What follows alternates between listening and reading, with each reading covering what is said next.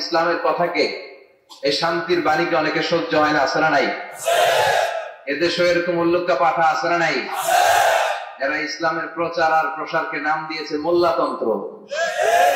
কি নাম দিছে? ইসলামের বিজয় এদের ভাল লাগে না, ইসলামের গণজোয়ার অগ্রযাত্রা এদের ভাল লাগে না। আল্লাহ বলে মুতু বিগাইবিকুম, তোদের রাগ, তোদের ক্রোধ, তোদের আফসোস নিয়ে তোরা মর, ইসলামের তোরা কিচ্ছু করতে পারবি না। চিল্লায় বলেন ঠিক কিনা? জগৎ বিখ্যাত মুহাদ্দিস আহমদ শফিকে গালি দেয়, সংসদে বসে, আছে না নাই?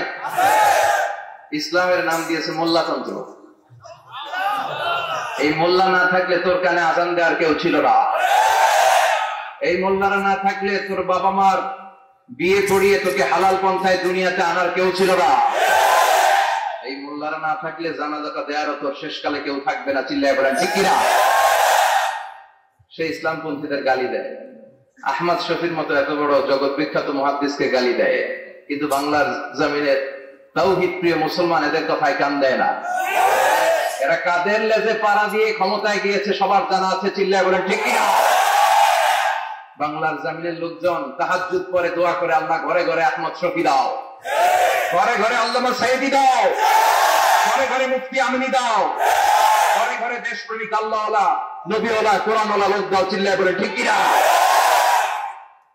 সংখ্যালঘুদেরকে নাকি মুসলমানরা অ্যাটাক করে, জীবনে শুনছেন? কোন দাড়িওয়ালা, টুপিওয়ালা, আলিয়া মাদ্রাসার ছাত্র, কওমি মাদ্রাসার ছাত্র, কোন ইসলামী আন্দোলনের কর্মী, এটা জামাতি বলেন, হেফাজতি বলেন, আহলে হাদিস বলেন, কওমি বলেন, আলিয়া বলেন, মন্দির ভাঙ্গা, মূর্তি ভাঙ্গার সাথে ইসলামের পক্ষের শক্তির কোন সম্পর্ক নাই। চিল্লায় বলেন ঠিক কিনা? ইসলামের পক্ষের শক্তি মন্দির পাহারা দেয়, তারা সাম্প্রদায়িক সম্প্রীতিতে বিশ্বাসী, কোন দাঙ্গা হাঙ্গামা সন্ত্রাসবাদে ইসলাম বিশ্বাস করে না। চিল্লায় বলেন ঠিক কিনা? সে কাদিয়ানীদের পক্ষে কথা বলে, বিশ্বনবী যে শেষ নবী এটা ওরা স্বীকার করে না। কাদিয়ানীরা মির্জা গোলাম আহমদ কাদিয়ানী নাম শুনছেন না? পাঞ্জাবে তার জন্ম। এই বেয়াদবটা প্রথমে দাবি করেছে আমি শেষ নবী, এরপর সে দাবি করেছে আমি ইমাম মাহাদি, এরপর দাবি করেছে আমি ঈসা আলাইহিস সালাম। এই বেয়াদবটা পায়খানার ট্যাঙ্কি ভাঙ্গা এরপরে পড়ছে, ওইটার ভিতরে গু খাইয়া মরছে। নবীরা যেখানে মারা যায়, নবীরা পবিত্র, নবীরা যেই জায়গাটায় মরে ওই জায়গাটাও পবিত্র। বিশ্বনবী পবিত্র না? বিশ্বনবী মা আয়েশার ঘরে ইন্তেকাল করলেন, ওই জায়গাটা পবিত্র না? গোটা বিশ্বের নবী প্রেমিক লোকেরা বিশ্বনবীর সালাম দিতে যায়, মসজিদে নববীতে সালাত করতে যায়। চিল্লায় কোন ঠিক না? নবীরাও পবিত্র, নবীরা যেই জায়গায় মরে এরাও পবিত্র। কিন্তু মির্জা গোলাম আহমদ কাদিয়ানী সে বিশ্বনবী যে লাস্ট মেসেঞ্জার এটা সে মানে না, এজন্য ওর মৃত্যু হয়েছে পায়খানার টাঙ্কির ভিতরে। 100 বছরের পচা ময়লা গু খাইতে খাইতে ও দুনিয়া থেকে বিদায় নিয়েছে। মেথর আনা হয়েছে ওকে উঠানোর জন্য, উঠায় উঠায় উঠায় ফেলবে, ধরবে, আবার খপাস করে পড়ে। আল্লাহকে জনমের গু খা। ওই কাদিয়ানীদের পক্ষ নিচ্ছে এই বেয়াদবটা। চিল্লায় কোন ঠিক কিনা? কাদিয়ানীরা এদেশের জনগণ, এদেশেই থাকবে, তবে ওরা ওদের পরিচয় আইডেন্টি ক্রাইসিস নিয়ে থাকতে পারবে না। ওরা হয় বিশ্বনবীকে শেষ নবী হিসেবে মেনে মুসলমান হিসেবে থাকবে, আর বিশ্বনবীকে যদি লাস্ট মেসেঞ্জার হিসেবে না মানে ওরা কোন ধর্মের লোক সেটাও প্রকাশ করে দিতে হবে। চিল্লায় বলেন ঠিক কিনা? আপনার ইসলাম সহ্য হয় না, আপনার আলেম ওলামা সহ্য হয় না, আপনার কাদিয়ানীদেরকে সহ্য হয়, এটাই প্রমাণ করে আপনি কাদিয়ানীদের দালাল। এই বাংলার জমিন এটা ইসলাম প্রিয়দের জমিন, যে জমিনে আল্লাহু আকবার ধ্বনির সাথে সূর্য উঠে যায়, আল্লাহু আকবার ধ্বনির সাথে সূর্য ডুবে যায়, সে দেশে আর কিছু থাকবে না থাক ইসলাম থাকবেই, আর কিছু থাকবে না থাক কোরআন থাকবেই। এদেরকে প্রশ্রয় দিলে এরা বলে মসজিদ বন্ধ করো, মাদ্রাসা বন্ধ করো, কয়দিন পরে বলবে আজান বন্ধ করো, এরপরে আবদার তুলবে দাড়ি রাখা বন্ধ করো, তারপরে বলবে মুসলমানদের নাম রাখা বন্ধ করে দাও। এজন্য এই আবদার শুনতে মুসলমানরা রাজি নয়। চিল্লায় বলেন ঠিক কিনা? এদেরকে প্রতিহত করতে রাজি আছে মুসলমান? কারা কারা রাজি? দোয়া কিছু করে আল্লাহ দেখা।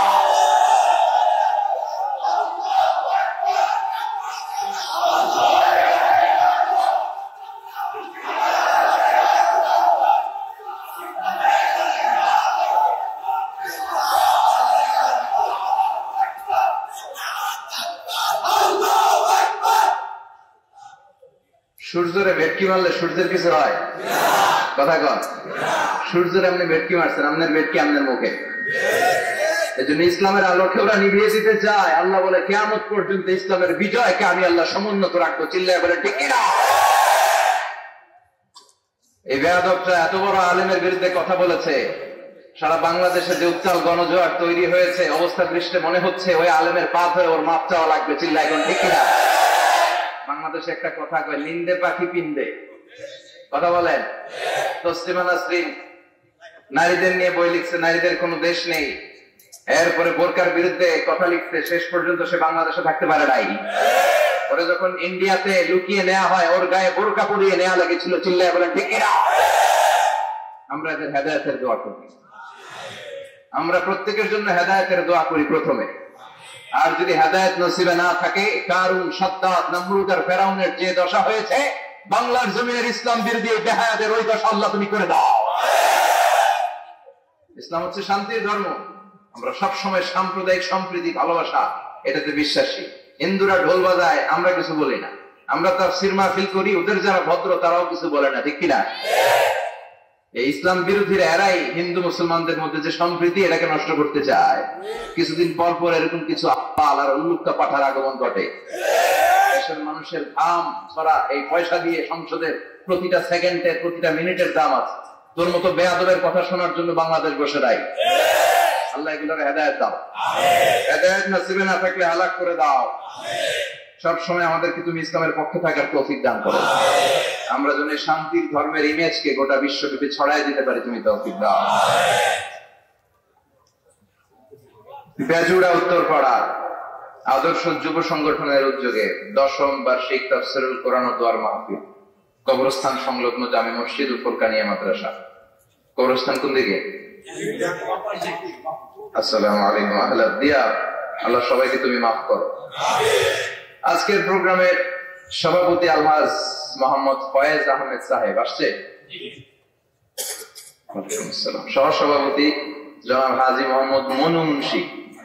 মনু, আচ্ছা মনু কই? মনু ভাই আপনি? আলহামদুলিল্লাহ। বরিশালের ভাইয়ের আবার এই শব্দটা খুব পছন্দ করে, তাই না? এরা কি বলে? সুবহানাল্লাহ বলবেন না? দেখেন, এক দেশের গালি আরেক দেশের বলি, কি ভাষার ডাইভার্সিটি। এজন্য যাবেন মাঝে মাঝে, শীতকালে শিক্ষা সফরে যাবেন অথবা পিকনিকে যাবেন, যে দেখবেন যে চট্টগ্রামে যখন কোন রেস্টুরেন্টে খেতে বসবেন, ওখানকার বেয়ারা বা ওয়েটার গুলো যখন খাবার দেয় কিভাবে বলে। তারপর সিলেটে যখন যাবেন, এরা একেবারে সব খাওয়াগুলার খাওয়া বানায় ফেলায়। হ্যাঁ, তো এটা বলে। এরপরে রংপুরের দিকে গেলে আরেক ধরনের কথা বলে। বরিশালে কখনো ঘুরতে গেলে দেখবেন ওখানকার লোকেরা, ওখানকার জীববৈচিত্র্য, প্রাকৃতিক সৌন্দর্য আলাদা। এক বাংলাদেশ, আমাদের দেশ অনেক ছোট্ট, কিন্তু সৌন্দর্যের লীলাভূমি। সুবহানাল্লাহ পড়ে। এমন কিছু নাই যে দেয় নাই। কি পাহাড়, কি সাগর, কি নদী, কি সবুজ। সমস্যা হয়েছে দুর্নীতি। সমস্যাটা কি? আমি 5.5 বছর ধরে মালয়েশিয়াতে থাকি। আল্লাহ মালয়েশিয়ার যা দিচ্ছে এর চেয়ে অনেক ঢের গুণ বেশি আমাদেরকে দিয়েছে। আমাদের দেশের পর্যটন মোটেল, পর্যটন কর্পোরেশন আর ট্যুরিজম যে মিনিস্ট্রি আছে, এটা যদি সুন্দর প্ল্যান করে এই দেশটাকে কাজে লাগাতে পারতো, আমরা ট্যুরিস্টদেরকে জায়গা দিয়ে কুলাতে পারতাম না। আমাদের দেশের ছেলে পেলেরা যেগুলো লেখাপড়া করে না, এগুলো কামলা দিতে যায় বিদেশ। এই দেশটাকে সাজাইলে এখানে ট্যুরিজমকে দেখাশোনা করার জন্য আমাদের প্রত্যেকটা ছেলের কর্মসংস্থানের ব্যবস্থা হয়ে যেত। এগুলো নিয়ে চিন্তা নাই। এরা ঘুরতে যায় বিভিন্ন দেশে, দেশ নিয়ে চিন্তা নাই। আল্লাহ আমাদের নেতাদেরকে তুমি হেদায়েত দাও। এজন্য ঘুরবেন, দেশটাকে ঘুরবেন। আমি আমার ছোটবেলাতেই পুরো বাংলাদেশ ঘুরে ফেলছি। আমি যখন দাখিল, আলিম, এসএসসি, এইচএসসি দেই, তখনই আমি বাংলাদেশ কাবার। কারণ ঘুরতে খুব পছন্দ হতো। কত সুন্দর দেখার মতো জায়গা আল্লাহ বাংলাদেশে রেখেছে। আপনি পঞ্চগড়ে গেলে দেখবেন কাঞ্চনজঙ্ঘা, ওখানে দাঁড়ালে আকাশটা ক্লিন থাকলে হিমালয়ের পাহাড় দেখা যায়। বাংলাদেশ থেকে দাঁড়িয়ে কাঞ্চনজঙ্ঘা থেকে হিমালয় দেখা যায়। ওই জায়গাটারে যদি ট্যুরিজমের জন্য প্রমোট করা হতো, lakh lakh tourist Europe America থেকে ছুটতো। এখন এই দেশে আসে না, সিকিউরিটি নাই, কোন নীতিমালা নাই, কোন নিয়ম কানুন নাই। এজন্য এই দেশে আল্লাহর রহমত নাই। একের পর এক গজব দিয়ে আল্লাহ আমাদেরকে পরীক্ষা করছে, চিল্লা এখন ঠিক কিনা? আল্লাহ তুমি গজব থেকে বাঁচাও, তোমার রহমত নাজিল করো, আমাদের সবাইকে মাফ করো। আজকের প্রোগ্রামের প্রধান অতিথি জনাব মোহাম্মদ মাসুদ আলম, চেয়ারম্যান বিআরডিবি ব্রাহ্মণপাড়া উপজেলা পরিষদ। প্রধান আকর্ষণ ডক্টর মুফতি আবুল কালাম আজাদ বাশার চলে আসছে আলহামদুলিল্লাহ। মুহাদ্দিস মদিনাতুল উলুম কামিল মাদ্রাসা ঢাকা। চমৎকার আলোচনা করে। বাশার ভাইয়ের আলোচনা অসাধারণ। যেটা বোঝানো শুরু করবে আপনি না বোঝা পর্যন্ত বুঝায় ছাড়বে, খাওয়ায় ছাড়বে, হজম করায় ছাড়বে। এরকম শিক্ষকের দরকার আছে না নাই? আমাদের এই শিক্ষকগুলোর সাথে সম্পর্ক রাখা দরকার, যারা কোরআন থেকে কথা বলে, মানুষকে বুঝায়, একটার পর একটা ঝামেলাপূর্ণ বিষয়কে কোরআন সুন্নাহর আলোকে খোলাসা করে দেয়। আমাদের চোখের সামনে ইসলামের নীতিমালা ফকফকে হয়ে যায়। আল্লাহ তুমি আমার প্রিয় ভাই ডক্টর মুফতি আবুল কালাম আজাদ বাশার ভাইকে কোরআনের জন্য কবুল করো, হায়াত দারাজ করো, তাকে তুমি সুস্থ রাখো। আমাকে রেখেছেন প্রধান বক্তা, খুব খুশি হয়েছি। ডক্টরও লাগেন নাই, আল্লামাও লাগেন নাই, আমি যা তাই লিখছেন। মোহাম্মদ মিজানুর রহমান আজহারী, অনেক শুক্রিয়া। এই ডক্টর ফক্টর লাগাবেন না, আল্লামাও লাগাবেন না, আমার ডক্টরেট শেষ হয় না এখন। আর আমি আল্লামাও নই, কিন্তু লাগায় ফেলায় আল্লামা। আল্লামা বেসিক্যালি একজন, চিল্লায় বলেন তিনি কে? তবে হ্যাঁ, মানুষের মধ্যেও যারা অনেক জ্ঞানী, অনেক পড়াশোনা করেছে, তাদেরকেও অনেকে আল্লামা বলে, কিন্তু আমাকে এটা বলবেন না, আমি অত বড় জ্ঞানী লোক নই। আমি একজন কোরআনের শিক্ষার্থী, আমি শিখছি, শিখেই যাবো আজীবন। তো আল্লামা হচ্ছে আল্লাহ। এবং নিজেকে ছোট রাখা, ছোট করাটা বিশ্বনবী পছন্দ করতেন। বিশ্বনবী বলতেন, আল্লাহ আমার চোখে আমারে ছোট বানাও, মানুষের চোখে আমারে বড় বানাও। আর আল্লাহও চায় আপনি আপনারা ছোট করেন। আল্লাহর এটা দেখতে বড্ড ভালো লাগে যে আমার বান্দা ছোট হয়ে থাকতে চায়। মান তাওয়াদা তারাফা, যে নিচে নামতেছে আল্লাহ টাইনা উঠায়, আর যে উঠতেছে আল্লাহ থাপ্পড় মেরে নিচে নামায়। কথা কন? মুসা আলাইহিস সালাম, সহিহ বুখারীর বর্ণনা, বনি ইসরাইলের লোকদের মাঝে ওয়াজ করতেছিলেন, এরকম নসিহত করছিলেন। তো একজন দাঁড়িয়ে বলল, ইয়া নবী আল্লাহ মুসা, মান আ'লামুন নাসি ফিল আরদ। হে মুসা নবী, জানতে বড় মনে চায়, বর্তমান পৃথিবীর সবচেয়ে বড় জ্ঞানী কে? মুসা আলাইহিস সালাম কয় আমি। মুসা আলাইহিস সালাম কি বললেন? আনা। আসলে কথাটা ঠিক। আল্লাহ যখন যে নবীকে পৃথিবীতে পাঠায়, তখন তাকে সবচেয়ে বেশি জ্ঞান দিয়ে পাঠায়। সে হিসেবে ঠিকই উনি সবচেয়ে জ্ঞানী, কিন্তু উনি এইভাবে নিজেকে সবচেয়ে বড় জ্ঞানী বলে দিবে, এটা আল্লাহর পছন্দ হয় নাই। আল্লাহ চেয়েছিলেন মুসা আলাইহিস সালাম যেন বলে আল্লাহু আ'লাম, আল্লাহই জ্ঞানী। সুবহানাল্লাহ কইবেন না? কিন্তু তা না করে উনি কি করলেন? যখন বললো সবচেয়ে বড় জ্ঞানী কে, উনি হুট করে কি বলে ফেললেন? আনা, আমি। আল্লাহ এটা পছন্দ করেনি। আল্লাহ ডেকে বললেন, মুসা, ইউ আর অ্যাবসলিউটলি রং, তুমি ভুল করেছো, তুমি সবচেয়ে জ্ঞানী নও, তোমার চেয়ে বড় জ্ঞানী আছে। সুবহানাল্লাহ পড়েন। তার মানে জানার কোনো শেষ নাই, জাননেওয়ালার উপর জাননেওয়ালা আছে। আর সবচেয়ে বড় জাননেওয়ালা কে? মুসা আলাইহিস সালাম রে আল্লাহ বললেন, মুসা, তোমার চেয়ে বড় জ্ঞানী আছে, তার নাম হচ্ছে খাদির। কি নাম? আরো জোরে বলেন, কি নাম? খাদির। উনি কোন জায়গায় বসলে ওখানে ঘাস লতা পাতা যদি শুকনো থাকতো, ওনার বরকতে ওগুলো সবুজ হয়ে যেত, এজন্য ওনার নাম খাদির। কিন্তু আমরা বলি খিজির। আমরা কি বলি? খিজির। আল্লাহ বললেন, ইযহাব ইলা মাজমাইল বাহরাইন, দুই সাগরের মিলন কেন্দ্র, ওখানে যাও, ওখানে যে এমন এক বান্দার সন্ধান পাবা, সে তোমার চেয়েও জ্ঞানী। সুবহানাল্লাহ পড়ে। তাহলে আমি সবচেয়ে বড় জ্ঞানী, আমি আল্লামা, এটা বলতে পারে শয়তান। চিল্লা এখন ঠিক কিনা?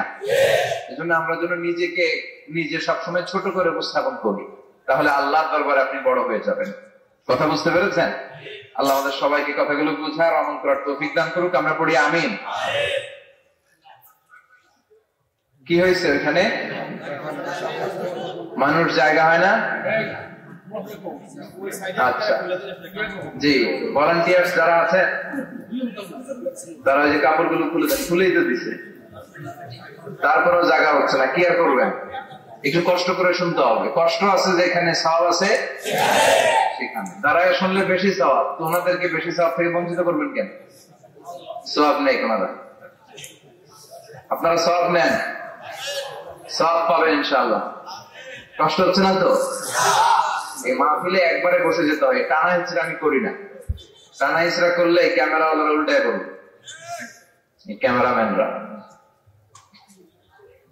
তারপর একটা বিশৃঙ্খলা সৃষ্টি হবে। এজন্য টানা হিচড়ার দরকার নেই, যে যেখানে আছেন থাকেন। আবহাওয়াটা খুব সুন্দর আবহাওয়া, গরম না ঠান্ডাও না, কি বলেন? আলহামদুলিল্লাহ পড়ি। কোন আওয়াজ হবে না আশেপাশে, এই যে আপনি লাগবে না, থাকেন ওইভাবে থাকেন, যে যেখানে আছি ওইভাবে থাকি, কোনো আওয়াজ হবে না। আমার সময় খুব কম, একটু পরেই আমাদের প্রধান মুফাসসির চলে আসবে। উনি আসার আগ পর্যন্ত কিছু কথা আমরা শোনার চেষ্টা করি, শিখার চেষ্টা করি। আমরা শিখতে এসেছি, শিখতেই হবে, আপনাকে পড়তেই হবে। কোরআনের প্রথম কথা হচ্ছে পড়ো আর নিজের জীবন গড়ো, ঠিক কিনা? পড়তেই হবে আপনাকে, না পড়ে উপায় নেই। যখন যে অবস্থায় থাকবেন পড়বেন। জীবনে আমি আমার একটা কিছু মটো আছে, লক্ষ্য, এটাকে খেয়াল করে আমি চলি। বিষয়টা হচ্ছে এরকম যে আমি কখনো হারি না, আমি হয় জিতি নয় শিখি, এরকম একটা অ্যাটিটিউড রাখবেন যে শিখতে আমাকে হবেই, কিন্তু হেরে যাব না আমরা। চিল্লায় বলেন ঠিক কিনা? এবং শিখাটাই আপনাকে মুক্তি দিতে পারে। এজন্যই কোরআনের প্রথম কথা আল্লাহ শিখার ব্যাপারে উদ্বুদ্ধ করেছেন। আল্লাহ বলেছেন, ইকরা বিসমি রাব্বিকাল্লাযী খালাক, read in the name of your lord who has created, পড়ো তোমার প্রভুর নামে যিনি তোমায় শিখিয়েছেন। এজন্য পড়তে হবে, জানতে হবে। আসেন আমরা সরাসরি মহাবিশ্বয় মহাগ্রন্থ আল কোরআন থেকে শুনি। উদ্দেশ্য হচ্ছে যে আমরা নিজেদেরকে আলোকিত করবো, উই এনলাইটেন আওয়ারসেলফ, ভিতরটাকে আলোকিত করবো, আলোকিত মানুষ হব, সাদা মনের মানুষ হব, আল্লাহ হব ইনশাআল্লাহ। পড়ে উদ্দেশ্য যদি ভালো হয়, সওয়াব কামিয়ে আপনি শেষ করতে পারবেন না। আর উদ্দেশ্যে যদি ভেজাল থাকে, কোনো লাভ নাই, হাবাআম মানসুরা, সব শেষ। এগুলারে উঠাইলে, মিজানের পাল্লায় উঠালে কোনো ধরনের ওজন হবে না। আজকের এই তাফসীর মাহফিলে আমরা এসেছি শিখার জন্য আর একজনকে খুশি করার জন্য। তিনি কে? আল্লাহ তুমি কবুল করো। আমি আপনাদের খেদমতে সূরাতু আদ-দুহা তেলাওয়াত করেছি। এই সূরাটা মুখস্থ আছে না অনেকের? কমন একটা সূরা, প্রায় আমরা সালাতে পড়ি, মক্তবেই তো এগুলো শিখে ফেলছে, ঠিক কিনা? এই যে সূরাটা খুব বেশি পড়া হয়, খুব বেশি শোনা হয়, আসলে এই সূরায় আল্লাহ কি শিক্ষা কর্মসূচি আমাদেরকে দিলেন জানার দরকার আছে না নাই? আসেন আজকের এই চমৎকার রজনীতে আমরা সূরাতুদ দুহার আলোকে কিছু কথা শুনি। এটা কোরআনের 30তম পারায় অবস্থিত একটা সূরা। কততম পারা? এটা মাক্কি সূরা। একটু আওয়াজ করে বলবেন, কি সূরা? এই সূরার আয়াত সংখ্যা 11টি। কয়টি? 11টি। এটা কোরআনের একটা মোটিভেশনাল সূরা। কি সূরা? মোটিভেশনাল। আমরা প্রায় এই শব্দটা শুনি না, মোটিভেশন। এই ছেলে কি তোমাদের কি হয়েছে? কথা বলা যাবে না তো, একেবারে চুপ থাকো, যে যেখানে আছো থাকো, কানগুলো খাড়া করো খরগোশের মতো, কোনো আওয়াজ হবে না, একেবারে চুপ। এটা কোরআনের মোটিভেশনাল সূরা, অনুপ্রেরণাদায়ক সূরা। আপনার মন যখন খারাপ তখন এই দুইটা সূরা পড়বেন, দোহাও পড়বেন, সূরাতুল ইনশিরাহও পড়বেন। ইযা ইশতাদ্দাত বিকাল বালওয়া ফাফাক্কির ফি আলাম নাশরাহ ফাইন্নাল উসরা বাইনাল ইসরাইনি ইযা ফাক্কারতাহু ফাফরাহ। এর কি সমস্যা কি? এই সুবহানাল্লাহ, আওয়াজ করেন কেন? বসেন আর বসার জায়গা না থাকতে দাঁড়িয়ে থাকেন। জি, আওয়াজ করা যাবে, হাতে কাজ করবেন, আওয়াজ হলে কথা বলা যাবে।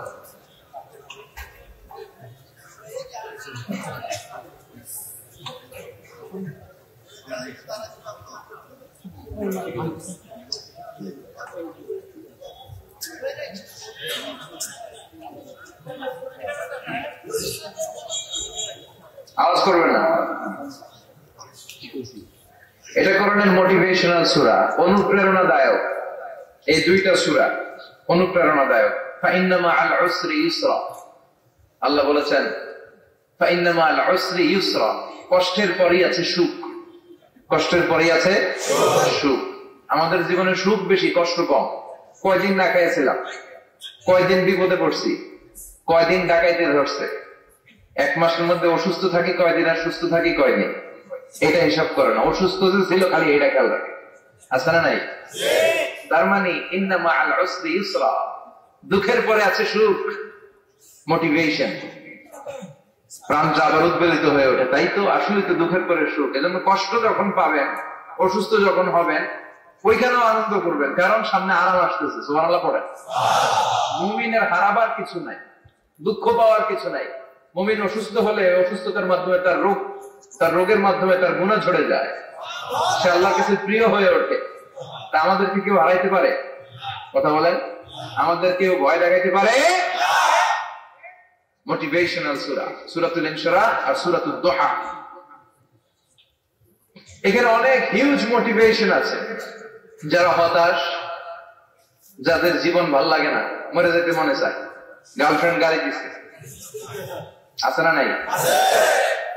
আবার বয়ফ্রেন্ড গার্লফ্রেন্ডের গালি দিচ্ছে, এ ওড়না পেঁচায়া ফ্যানের মধ্যে ঝুলে আত্মহত্যা করে। কত বড় পাগল! তুই বললি কেন? গালি দিছে তো কি হয়েছে?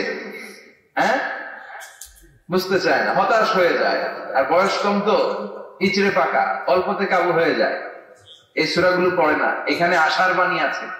আজকে আমি জানি কথা শোনাবো আপনাদেরকে, শুরুতে আগে সংক্ষেপে বলে দিই। এই সূরার মূল কথা হচ্ছে, মানে সেন্ট্রাল থিম বা সাবজেক্ট ম্যাটার, সূরাতুদ দুহার কেন্দ্রীয় আলোচ্য বিষয় হচ্ছে নিরাশ হবেন না, হতাশ হবেন না, হাল ছাড়বেন না, ভরসা রাখবেন কার উপর? মুমিনরা নিরাশ হয়, হতাশ হয়, হাল ছাড়ে নাকি ভরসা রাখে? কার উপর ভরসা? কার উপর? না নৌকার উপর? ধানের শীষ, নাঙ্গল, হাত পাখা, দাড়িপাল্লা, ভরসা থাকবে একজনের উপর। চিল্লায় বলেন, তিনি কে? Never be sad, never lose hope. Every time you feel like you cannot go, you feel so lost that you are so alone.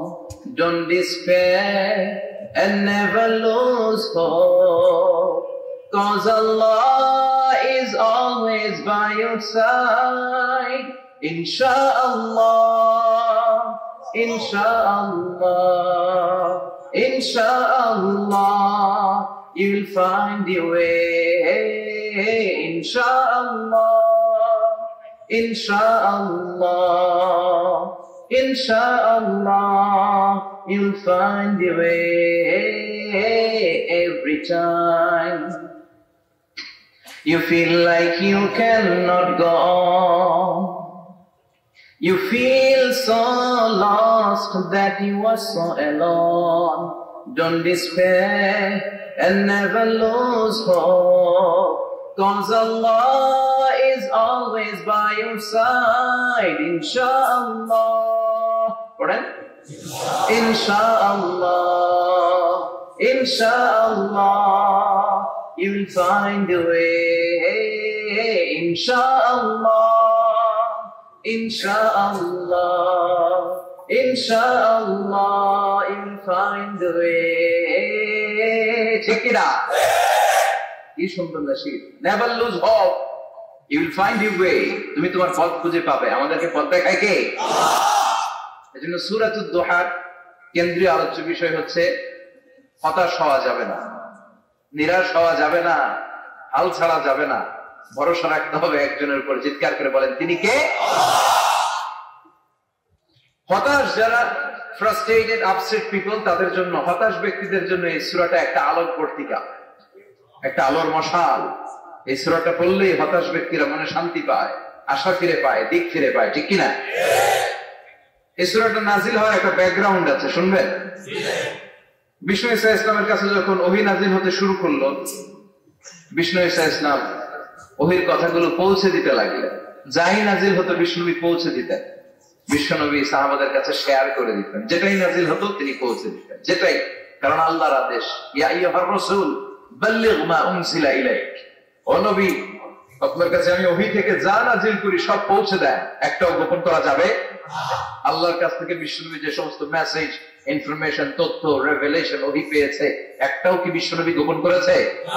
সব প্রকাশ করে গিয়েছে, সব শেয়ার করে গিয়েছে। বিশ্বনবী শেয়ার করতে লাগলেন। সকালে যা নাজিল হয় শেয়ার করেন, দুপুরে নাজিল হয় শেয়ার করেন, রাতে নাজিল হয়, শেয়ার করতে লাগলেন।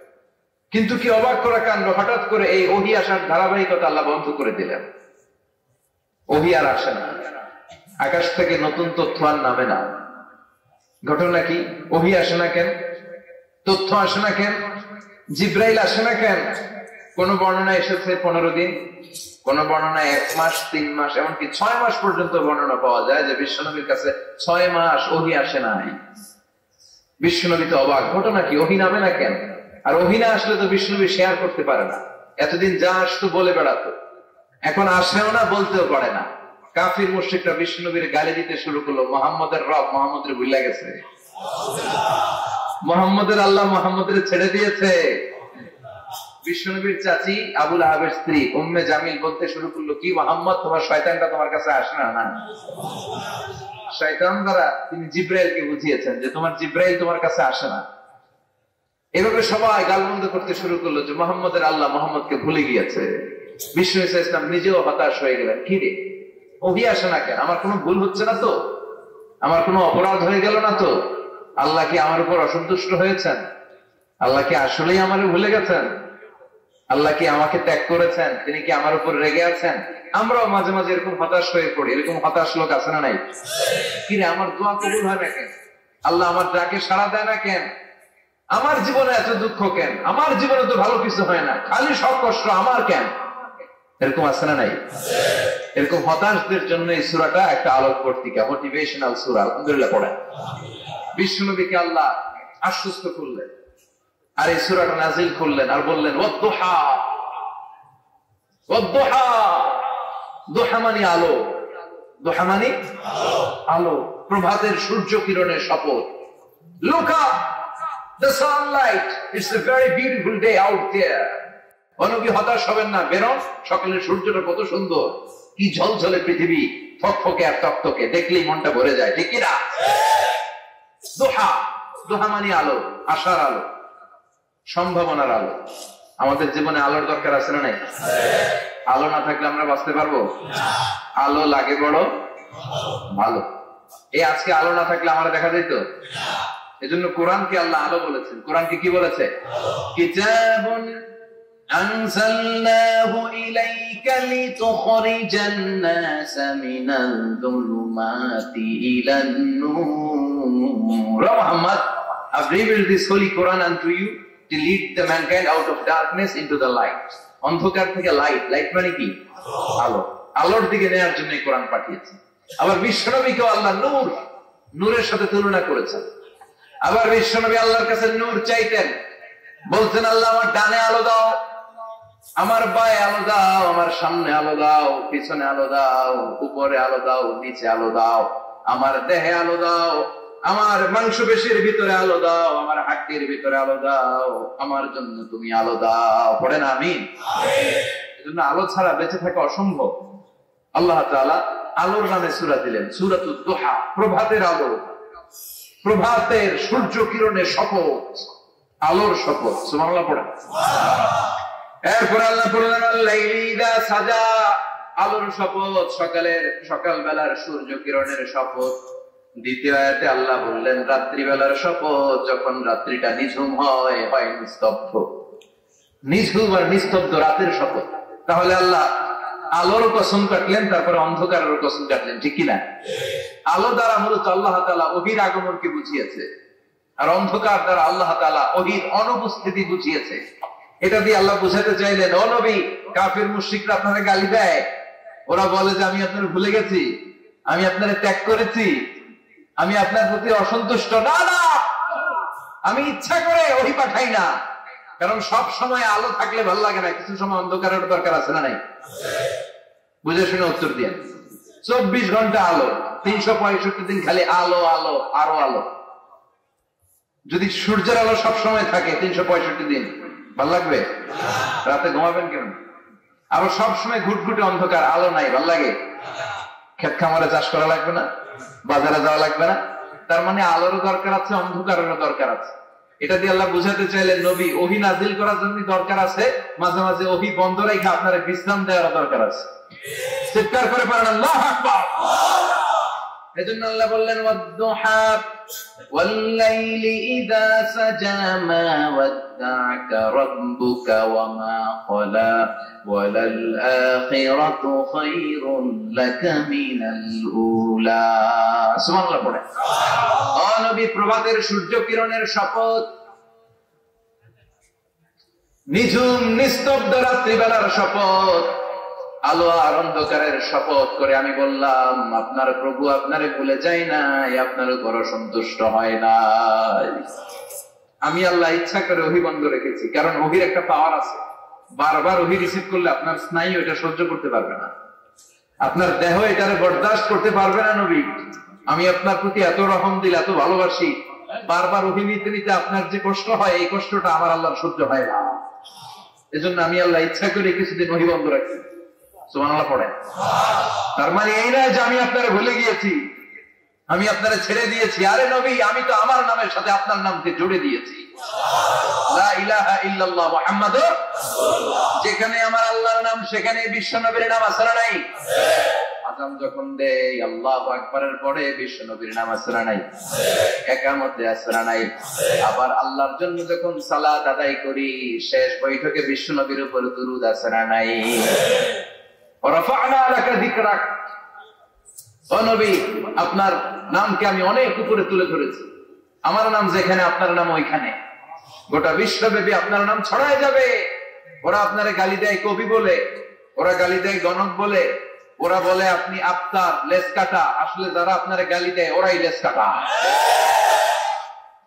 ওরা আপনারে বলে আপনি নির্বংশ, আপনার ছেলেগুলো বেঁচে নাই, মেয়ে বেঁচে আছে, আপনার নাম নেয়ার কেউ থাকবে না। ওই আবু জাহেল, উতবা, সাইবা, ওদের নাম নেয়ার কেউ থাকবে না। আপনি লেস কাটা নন, আপনি নির্বংশ নন। ইন্না শানিয়াকা, চিল্লায় বলেন ইন্না শানিয়াকা। যারা আপনারে গালি দেয়, যারা আপনারা নিয়ে কটু কথা বলে, ওরাই লেস কাটা, ওরাই নির্বংশ। ওদের বংশকে আমি আল্লাহই নির্বংশ করে ছাড়ি। চিল্লায় বলেন ঠিক কি না? ও নবী, মা ওয়াদ্দাআকা রাব্বুকা ওয়া মা ক্বালা। আপনার রব আপনারে পরিত্যাগ করে নাই, আপনারে ভুলে যায় নাই, আপনারে ছেড়ে দেয় নাই। আপনার রব ইচ্ছা করে ওহী নাযিল বন্ধ করে রেখেছে। আমি ইচ্ছা করে আপনারে প্রেসার দিতে চাই নাই গো নবী, কারণ ওহী রিসিভ করা অনেক কঠিন। এটা আস্তে আস্তে আপনি অভ্যস্ত হবেন। সুবহানাল্লাহ পড়ে। ওহীর একটা পাওয়ার আছে না নাই? আমরা তো কি মজায় মজায় কোরআন পাইছি। এই যে কি সুন্দর কোরআন নিয়ে বসে পড়ি, তাফসীর করি, কি মজার কোরআন। এই কোরআনটা রিসিভ করতে যে বিশ্বনবীর কত কষ্ট হয়েছে। এই কোরআনকে আল্লাহ বলেছেন এটা কাউলান সাকিলা, very heavy and weighty word. এটা অনেক ওজনওয়ালা কথা। ইন্না সানুলকি আলাইকা কাউলান, এটার অনেক ওজন। এই কোরআনটা যদি পাহাড়ের উপরে নাজিল করা হতো, পাহাড়গুলো দুমড়ে মুচড়ে ভেঙে টুকরো টুকরো হয়ে খান খান হয়ে যেত। ঠিক কিনা? এত কঠিন বানিয়ে ও নবী, আমি আলোর সাথে ওহীর মিল ঘটিয়েছি, আলো দিয়ে ওহীকে বুঝিয়েছি। সূর্যের যেমনি কিরণ আছে, তেজ আছে, এই ওহীরও একটা তেজ আছে। এই তেজ, এই কিরণ আপনি সবসময় সহ্য করতে পারবেন না। এজন্য আমি ইচ্ছা করে কিছুদিন ওহী নাজিল করা বন্ধ করে রেখেছি। সুবহানাল্লাহ পড়েন। ইচ্ছে করে আমি নাজিল করি নাই। সব সময় নাজিল হলে আপনার ভালো লাগতো না।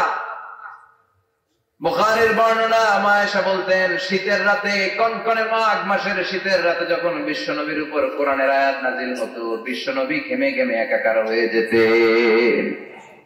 হাত্তা লা ইয়াতাফাসসাদু জাবিনুহু আরাফান, বিশ্বনবীর দাড়ি আর থুতনি বেয়ে ঝরঝর করে পানি পড়তো। আমরা কম্বল গায়ে দিয়ে থাকি আর বিশ্বনবী ঘামে। সুবহানাল্লাহ কইবেন না? এটা কওলান সাকিলা, অনেক ওজনওয়ালা কথা। আবার বিশ্বনবী যখন উটের উপরে বসে থাকা অবস্থায় কোরআনের আয়াত নাযিল হতো, উটের বুকটা মুহূর্তের মধ্যে বালুর মধ্যে, জমিনের মধ্যে লেগে যেত। ঘোড়ায় চড়া অবস্থায় বিশ্বনবীর কাছে যখন কোরআন নাযিল হতো, ঘোড়ার পা গুলো মরুভূমির বালুতে দেবে যেত। মাঝে মাঝে বিশ্বনবী সাহাবাদের রানের উপরে, পায়ের উপরে মাথা দিয়ে শুয়ে পড়তেন ক্লান্ত শ্রান্ত। যায়েদ বিন হারেসা, বিশ্বনবীর পালক পুত্র, তার পায়ের উপরে মাথা রেখে বিশ্বনবী একবার কথা বলতে বলতে ঘুমিয়ে পড়লেন। ঘন্টাখানিক ঘুমালেন। যায়েদ বিন হারেসা বলে, আমার কাছে তো আমার কোনো কষ্টই হচ্ছে না, বিশ্বনবীর মাথাটা খুব বেশি ওজন মনে হচ্ছে না। ঘন্টাখানিক পর বিশ্বনবী চোখ খুললেন, আর খোলা মাত্রই ওনার উপর ওহী কোরআনের আয়াত নাজিল করতে শুরু করলো কে? যায়েদ বিন হারেসা বলে, যখনই কোরআনের আয়াত নাজিল হতে শুরু করলো আমার মনে হচ্ছে বিশ্বনবীর মাথাটা 50-60 কেজি ওজন বেড়ে গিয়েছে। বিশ্বনবীর মাথার ওজনে আমার পায়ের রান ফেটে যাবে, আমার পায়ের হাড্ডি ফেটে যাবে, আমার পাটা ভেঙে খান খান হয়ে যাবে মনে হচ্ছিল। তার মানে কোরআনের আয়াত যখন নাজিল হয় বিশ্বনবীর উপর একটা প্রেসার আছে না নাই? এই জন্য আল্লাহ বললেন, নবী আমি আপনার ভুলে যাই নাই। কাফেররা যেমনি আপনার গালি দেয় যে আমি আপনার ভুলে গিয়েছি, আপনার উপর আমি অসন্তুষ্ট, নেভার, অসম্ভব। আমি আপনার উপর কখনো অসন্তুষ্ট নই, বরং আমি ইচ্ছা করি আপনার উপর থেকে প্রেসার কমিয়ে দেওয়ার জন্য কয়েকদিন ইচ্ছা করে আপনার ছুটিতে রাখছি। সুবহানাল্লাহ পড়েন, যাতে করে আবার এনার্জি গায়ে নেওয়ার পরে নতুন করে কোরআনের আয়াত রিসিভ করার জন্য আপনি সক্ষম হন। চিল্লায় পড়তে হবে আল্লাহু আকবার। এজন্য আল্লাহ বললেন, ওয়াদ-দুহা ওয়াল-লাইলি ইযা সাজা মা ওয়াদ্দা'আকা রাব্বুকা ওয়া মা ক্বালা ওয়ালাল আখিরাতু খায়রুল লাকা মিনাল উলা। এরপর আল্লাহ বললেন, নবী ওয়ালাল আখিরাতু খায়রুল লাকা মিনাল উলা, and verily indeed the hereafter is far better for you than this dunya. এই দুনিয়ার চেয়ে আপনার জন্য আখিরাতটা অনেক দামি। খায়রুল লাকা মিনাল উলা, এই দুনিয়ার চেয়ে আখিরাতটা অনেক শ্রেষ্ঠ। এতে আল্লাহ বললেন দুনিয়ার চেয়ে আখিরাত শ্রেষ্ঠ, আর এতে আল্লাহ বললেন দুনিয়ার চেয়ে আখিরাত হলো স্থায়ী। ঠিক কি না? বাল তুফিরুনাল হায়াতাদ দুনিয়া ওয়াল আখিরাতু খায়রুন ওয়া আবাকা। তোমরা দুনিয়ার জীবন নিয়ে পাগল করা হয়ে থাকো, আল্লাহ বললেন দুনিয়ার জীবনের চাইতে আখিরাতের জীবন শ্রেষ্ঠ এবং স্থায়ী। ঠিক কি না? কার কথা? দুনিয়া স্থায়ী না আখিরাত স্থায়ী? দুনিয়া শ্রেষ্ঠ না আখিরাত শ্রেষ্ঠ? কিন্তু আমরা কোনটার পিছনে দৌড়াই? খালি দুনিয়া দুনিয়া। দুনিয়া কে মজা ले लो, দুনিয়া তোমারই है, কিন্তু জান্নাত কে মজা ले लो, জান্নাত তোমারই है। ওইটা কয় না? আছে না নাই? দুনিয়ার পেছনে পাগল হয়ে আমরা পড়ে থাকি। এই দুনিয়ার জীবনটা একটা মায়াজাল, এটা একটা মরিচিকা। এই মরিচিকা, এই ধোঁকা, এই লালসা আর এই মায়াজালের পেছনে আমরা ছুটছি। ছুটতে ছুটতে হুট করে একবার কবরের ভিতরে ঢুকতে হবে। কথা বলেন? তখন আমাদের চমক পড়বে। এজন্য দুনিয়া মুমিনদের জন্য শ্রেষ্ঠ আর স্থায়ী জায়গা নয়। মুমিনের আসল জায়গা হচ্ছে আখিরাত। মুমিনের শান্তি আর কল্যাণের জায়গা হচ্ছে আখিরাত। জান্নাত হচ্ছে মুমিনের শেষ ঠিকানা। চিৎকার করে বলেন ঠিক কি না? সেটাই বিশ্বনবী বললেন, নবী কাফির মুশরিকদের কথা আপনি কান দিবেন না, ওদের কথায় হতাশ হবেন না, নিরাশ হবেন না, হাল ছাড়বেন না, ভরসা রাখবেন কার উপর? কারণ ওয়ালাল আখিরাতু খায়রুন লাকা মিনাল উলা, এই দুনিয়ার জীবন ক্ষণস্থায়ী জীবন, চিরকালীন জীবন হলো আখিরাত। নবীরে কিভাবে আশ্বাস দিতেছে দেখছেন? অ্যাসিউরেন্স করতেছে, কনফার্মেশন। এই সূরাটা যে শান্তির সূরা, মোটিভেশনের সূরা, অনুপ্রেরণার সূরা, ইন্সপাইরেশনের জায়গায় প্রতিটা আয়াতে আপনি ইন্সপাইরেশন পাবেন। তো প্রতিটা আয়াতে আপনি উজ্জীবিত হবেন, সজীব হবেন, এনথিউজিয়াস্টিক এন্ড এনার্জেটিক হবেন, আপনি এনার্জি ফিরে পাবেন। আলহামদুলিল্লাহ পড়েন। এরপর বিশ্বনবী আরো খুশি করার জন্য আল্লাহ বললেন, ওয়ালা সাউফা ইউতিকা রাব্বুকা ফাতারদা। ও নবী, অচিরে এমন এমন জিনিস আমি আপনার দান করব, এগুলো পেয়ে আপনি খুশি হয়ে যাবে। কে বলে? কারে বলে? শুনতেছেন? বুঝতেছেন? কষ্ট হচ্ছে না তো? ওয়ালা সাউফা ইউতিকা রাব্বুকা ফাতারদা। অচিরে এমন এমন জিনিস আমি আল্লাহ আপনারে দান করবো। ওরা আপনারে গালি দেয়, ওদের কথা আপনার মন খারাপ, আপনি হতাশ, ভয় পাবেন না নবী, হতাশ হবেন না, নিরাশ হবেন না, আমার উপর ভরসা রাখেন না। এমন এমন জিনিস আমি আপনারে দেব, ফাতারদা, ওগুলো পেয়ে আপনি খুশি হয়ে যাবেন। সুবহানাল্লাহ পড়েন। আল্লাহর কাজে হলো বিশ্বনবীরে খুশি রাখা। Verily I'm going to give you something that will make you happy. এমন জিনিস আপনারা দিব নবী, আপনি খুশি হয়ে যাবেন। আল্লাহর কাজে হচ্ছে বিশ্বনবীর খুশি রাখা। যেখানে বিশ্বনবীর মন খারাপ, ওইখানে বিশ্বনবীর আল্লাহ আছে না নাই? বিশ্বনবীর উপাধি দিয়েছেন আল্লাহ হাবিবুল্লাহ। কি দিয়েছে?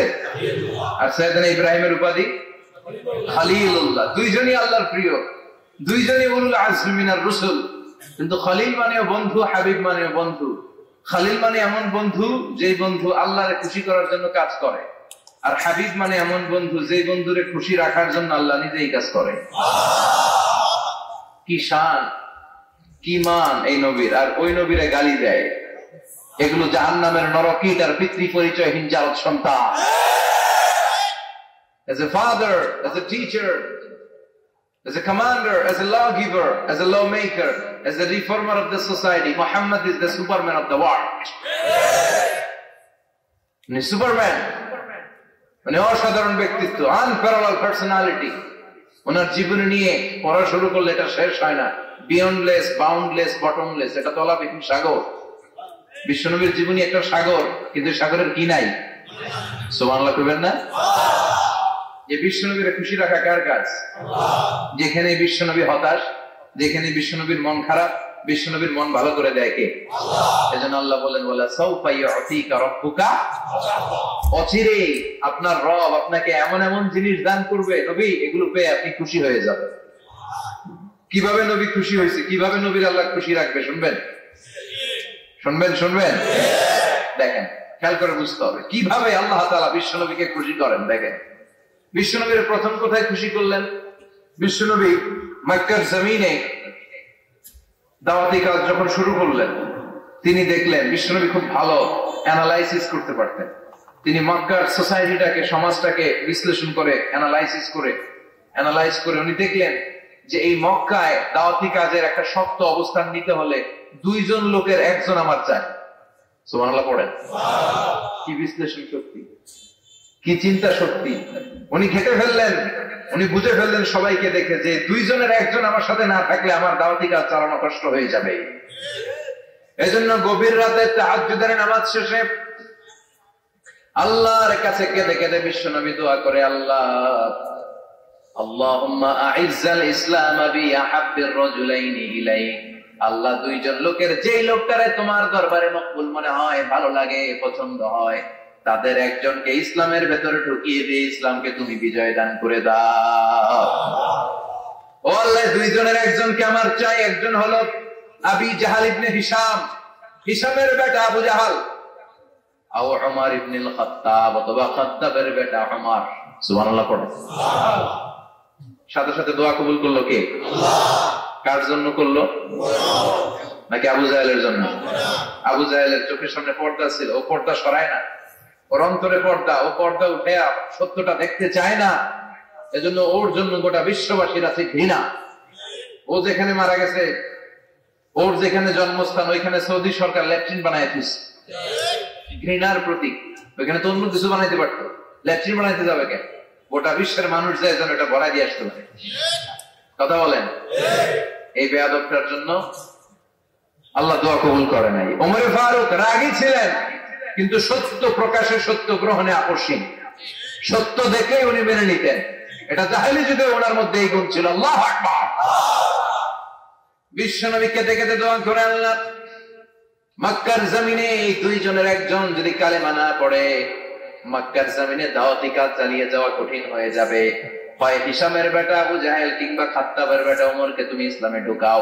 আল্লাহ ওমরের জন্য দোয়া কবুল করলেন। বিশ্বনবী তখনও বুঝতে পারেন এই দোয়াটা কার জন্য কবুল। হঠাৎ ওমর ফারুক বিশাল একটা নাঙ্গা তলোয়ার নিয়ে বিশ্বনবীকে হত্যা করার জন্য ছুটে এলো। বিশ্বনবী তখন মক্কার আরকাম ইবনে দারুল আরকামের ঘরে সাফা পাহাড়ের পাদদেশে লুকিয়ে লুকিয়ে দাওয়াতি কাজ করতেন। আশেপাশে সাহাবীরা বসা। বিশ্বনবীর চাচা হামজা ইবনে আব্দুল মুত্তালিব বললেন, নবী তাড়াতাড়ি পালিয়ে যান, ওই যে দেখা যায় ওমর ফারুক তলোয়ার নিয়ে আপনারে মারতে আসছে। বিশ্বনবী বললেন, চাচা সরে যান। সাহাবীদেরকেও সরে যেতে বলেন, দরজাটা খুলে দেন, ওমরকে আসতে দেন। আমার তো মনে হচ্ছে ওই যে তাহাজ্জুদের নামাজ পড়ে আল্লাহর কাছে কেঁদে কেঁদে আমি দোয়া করেছি, আমার দোয়াটা আজকে কবুল হতে চলেছে। আমার তো মন বলছে আল্লাহ দোয়াটা কবুল করবে। দরজা খুলে দেন।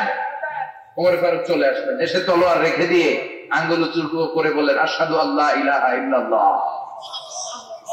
আশহাদু আন্নাকা মুহাম্মাদ রাসূলুল্লাহ। ঝিনুকের ভেতর লুকিয়ে থাকে যেমন মতি, ঝিনুকের ভেতর লুকিয়ে থাকে যেমন মতি, কালমা শাহাদাতে আছে আল্লাহর জ্যোতি কালমা শাহাদাতে আছে, আল্লাহর জ্যোতি। সুবহানাল্লাহ পড়েন। কি আল্লাহর জ্যোতি এসে ওমর ফারুকের হৃদয়টাকে নুরানি করে দিল। তিনি তলোয়ার রেখে ঘোষণা দিলেন, আশহাদু আল্লা ইলাহা ইল্লাল্লাহ ওয়া আশহাদু আন্নাকা মুহাম্মাদ আবদুল্লাহ ওয়া রাসূলুহু। বিশ্বনবী খুশি হয়ে গেলেন। ফাতারদা ওয়ালা সাওফা ইউতিকা রাব্বুকা ফাতারদা। ও নবী, অচিরে এমন এমন জিনিস একটার পর একটা আমি আপনারে দান করব, এগুলো পেয়ে আপনি খুশি হয়ে যাবেন গো নবী। আপনার অন্তরে দুঃখ, কষ্ট, হতাশা, আপসেট হওয়ার মানসিকতা, ফ্রাস্ট্রেশন কিছু আল্লাহ রাখবো না। ওয়ালা সাওফা ইউতিকা রাব্বুকা ফাতারদা। অচিরে এমন এমন জিনিস আমি আল্লাহ আপনারে দেব, আপনি খুশি হয়ে যাবেন। ওমর ফারুকের ইসলাম ধর্ম গ্রহণ করানোর মাধ্যমে বিশ্ব নবীর মনটারে খুশি করে দিল কে? ফাতারদা। বিশ্ব নবী খুশি হয়ে গেলেন। পাইছেন আল্লাহ কিভাবে বিশ্ব নবীর খুশি করে? সুবহানাল্লাহ পড়বেন না? এরপরে বিশ্ব নবী মক্কা থেকে তায়েফে দাওয়াত দিতে গেলেন। কোথায়? হজ উমরা যারা করেছেন 70 থেকে 75-80 কিলো দূরে পাহাড়ি পথ বেয়ে বেয়ে উঠতে হয়। 6-7 হাজার ফিট উপরে পাহাড়ের উপরে তায়েফের শহর, তায়েফ সিটি। ঠান্ডা। ওইখানে গেলে মনেই হবে না এটা সৌদি আরব। এখানে জ্যাকেট লাগে। কি লাগে? জ্যাকেট। বিশ্বনবী কষ্ট করে 80 কিলোমিটার পথ পাড়ি দিয়ে তায়েফের ছেলেদেরকে দাওয়াত দিতে গেলেন। কিন্তু বিশ্বনবীর দাওয়াতি এই ডাকে, এই আহ্বানে তারা সাড়া দেয় নাই। বিশ্বনবীর এই দাওয়াতকে তারা রিজেক্ট করেছে। বিশ্বনবীকে পাথর মেরেছে। বিশ্বনবীর মোবারক দেহটাকে রক্তাক্ত করেছে। আমার নবীর এই সুন্দর দেহটা বেয়ে বেয়ে ঝরঝর করে রক্ত ঝরেছে। তায়েফের মাটি সাক্ষী, তায়েফের পাথর সাক্ষী। 3টা জায়গায় বিশ্বনবী বেহুশ হয়েছে। এখন ওখানে গেলে স্থানীয় লোকরা বলে, বংশ পরম্পরায় ওরা জেনে এসেছিল যে এই জায়গাগুলোতে বিশ্বনবীকে আঘাত করা হচ্ছে। এখনো লোকজন দেখায়, এখানে পড়েছিল বিশ্বনবী, ওখানে পড়েছিল, ওখানে পড়েছিল। ওই খেজুর বাগানে বিশ্বনবী লুকিয়েছিল, আজও ওখানে খেজুর বাগানই করে রাখছে ওটা। আল্লাহু আকবার পড়েন। খেয়ে না খেয়ে দিন প্রচারের কাজে নিজেকে দিয়েছ বিলিয়ে, তায়েফের কাফিরেরা চিনল না সে আলো, দুষ্ট ছেলেদের পিছু দিল লেলিয়ে। পাথরের আঘাতে ক্ষত বিক্ষত হয়ে সারা শরীর থেকে রক্ত ঝরে। হে রাসূল, তোমাকে ভুলি আমি কেমন করে, হাজার ব্যথা বেদনার পরে। ফিরে আসনি তুমি আপন ঘরে, দিনের আলো তুমি ছড়িয়ে দিতে। চলে গেলে মদিনায় মক্কা ছেড়ে। হে রাসূল, তোমাকে ভুলি আমি কেমন করে। হে রাসূল, তোমাকে ভুলি আমি কেমন করে। ঠিকিরা? পাথর মেরে বিশ্বনবীকে রক্তাক্ত করা হলো। বিশ্বনবী রক্তাক্ত। বিশ্বনবীর সাহাবা সাইয়েদনা সাইদ রাদিয়াল্লাহু তাআলা আনহু কুয়া থেকে পানি এনে বিশ্বনবীর গা থেকে রক্তগুলো ছেড়ে ফেলে দেয়। বিশ্বনবীর গায়ের মধ্যে পানি দিয়ে হাত পা গুলো ধুইয়ে দেয়। বিশ্বনবী কাঁদে। আহা, কাঁদে। রহমতের নবী কাঁদে, আরেকজনের জন্য কাঁদে। নিজের কোনো লাভ নাই। মাইর খাইছে, ওরা যেন বাঁচে জাহান্নামের আগুন থেকে। সুবহানাল্লাহ বলবেন না? ওদেরকে বাঁচাইতে আসছিল জাহান্নামের মাইর থেকে, জাহান্নামের শাস্তি থেকে। ওদেরকে বাঁচানোর জন্য নবী মাইর খেয়েছে। চিল্লা এখন ঠিক কিনা? কেঁদে কেঁদে বিশ্বনবী হায়রান। যায়েদ রাদিয়াল্লাহু তাআলা আনহু বিশ্বনবীর সান্ত্বনা দেন, নবী কাঁদবেন না। হামলাতুল জিবাল, পাহাড় রক্ষী ফেরেশতারা এসে বলে, নবী আপনি শুধু অর্ডার করেন, এই যে পাহাড়ের গিরিপথ, এই 2টা গিরিপথ, এই 2টা পাহাড় এমন ভাবে 2 দিক থেকে চাপা দেব গো নবী, তায়েফের সবগুলো ছেলের মুহূর্তের মধ্যে ধূলিসাৎ করে দেব। বিষ্ণু বললেন, না, আমি ক্ষমা করে দিলাম, আমি ক্ষমা করে দিলাম। আমার গায়ের উপরে যারা অত্যাচার করে এর কোনোটার প্রতিশোধ আমি নেই না। আমি শুধু প্রতিশোধ নেই যারা ইসলামের বিরোধিতা করে। চিল্লায় বলেন ঠিক কিনা? বিশ্বনবীকে আঘাত করা হয়েছে, তার গায়ে শারীরিক কষ্ট, এটার শাস্তি বিশ্বনবী দিতেন না, কখনোই দিতেন না, ক্ষমা করে দিতেন। কিন্তু ইসলামকে মারাত্মক ভাবে যদি ইসলামের বিরুদ্ধাচরণ কেউ যদি করতো, শুধু তাদের উপর বিশ্বনবী তলোয়ার চালাতেন। চিৎকার করে বলতে হবে ঠিক কিনা? বিশ্বনবী কাঁদলেন।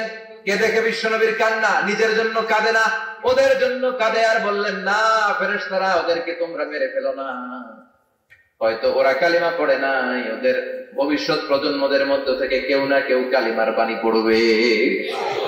তাই হয়েছে।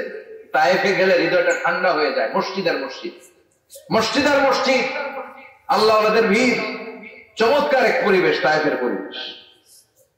বিশ্বনবী কেঁদে কেঁদে হায়রান। আল্লাহ রসের উপর থেকে টের পাচ্ছে বিশ্বনবীর মনটা ভালো না। এত আশা নিয়ে ভরসা নিয়ে কোথাও জায়গা না পেয়ে তায়েফের এখানে আসলাম দাওয়াত দেওয়ার জন্য। তায়েফের ছেলেগুলো আমার দাওয়াত গ্রহণ করলো না। বিশ্বনবীর মনটা বড্ড খারাপ। বিশ্বনবী নামাজে দাঁড়িয়ে গেলেন। বিশ্বনবী নামাজে দাঁড়িয়ে তেলাওয়াত করছেন, পাশ দিয়ে একদল জিন বিশ্বনবীর পাশ দিয়ে চলে যাচ্ছিল। একদল জিন জাতি চলে যাচ্ছে, আর বিশ্বনবীর তেলাওয়াত শুনে তারা থমকে দাঁড়ায়। কিরে, এত সুন্দর কোরআন, এরকম তো শুনি নাই। ইনি কে? খোঁজখবর নিয়ে দেখলেন ইনি বিশ্বনবী। সুবহানাল্লাহ পড়েন। তারপরে এরা ছুটে গেল এলাকায়। এলাকায় যে এরা ঘোষণা দেয়া শুরু করলো, ইন্না সামি'না কুরআনান আজাবা ইয়াহদি ইলা রুশদি ফাআমান্না বিহি। নিশ্চয় আমরা আজীব চমৎকার কোরআন তেলাওয়াত শুনে এসেছি। এই তেলাওয়াত সাধারণ তেলাওয়াত নয়, এই আয়াত দুনিয়ার মানুষের বানানো আয়াত নয়। এই আয়াতগুলো পাঠিয়েছে কে? আল্লাহ। এই আয়াতগুলো ইয়াহদি ইলা রুশদি, হেদায়েতের দিকে মানুষকে পথ দেখায়। তাই আমরা যারা এই তেলাওয়াত শুনেছি, আমান্না বিহি, এই তেলাওয়াত শুনে, কোরআন শুনে, বিশ্বনবীর কণ্ঠে তেলাওয়াত শুনে আমরা সবাই ঈমান এনে মুসলমান হয়ে গেলাম। বিশ্বনবী তখনও জানে না জিনেরা যে মুসলমান হয়েছে। বিশ্বনবী নামাজ পড়ে যখন বসলেন, সাইয়েদনা জিবরাইল মারফত আল্লাহ বিশ্বনবীর জানায়, ও নবী হতাশ হন কেন? হতাশ হবেন না, নিরাশ হবেন না, হাল ছাড়বেন না, ভরসা রাখবেন কার উপর? ও নবী হতাশ হন কেন? দাওয়াত দিতে এসেছিলেন তায়েফের যুবকদেরকে। তায়েফের যুবকরা দাওয়াত কবুল করে নাই তো কি হয়েছে? তার বিপরীতে অদৃশ্য জগতের একটা প্রাণী, জিন জাতি, তারা আপনার কণ্ঠের সুন্দর তেলাওয়াত শুনে কালিমা পড়ে মুসলমান হয়ে গিয়েছে গো নবী। বিশ্বনবীর শোনায় দিলেন, ফাতারাদা, বিশ্বনবী আবার খুশি হয়ে গেলেন। ওয়ালা সাউফা ইউতিকা রাব্বুকা। যেখানে বিশ্বনবীর মন খারাপ, বিশ্বনবীর ভালো করার থেরাপি আল্লাহর জানা আছে না নাই? সুবহানাল্লাহ পড়ো। যেখানে বিশ্বনবীর মন খারাপ, সেখানে বিশ্বনবীর মন ভালো করে দেয় কে?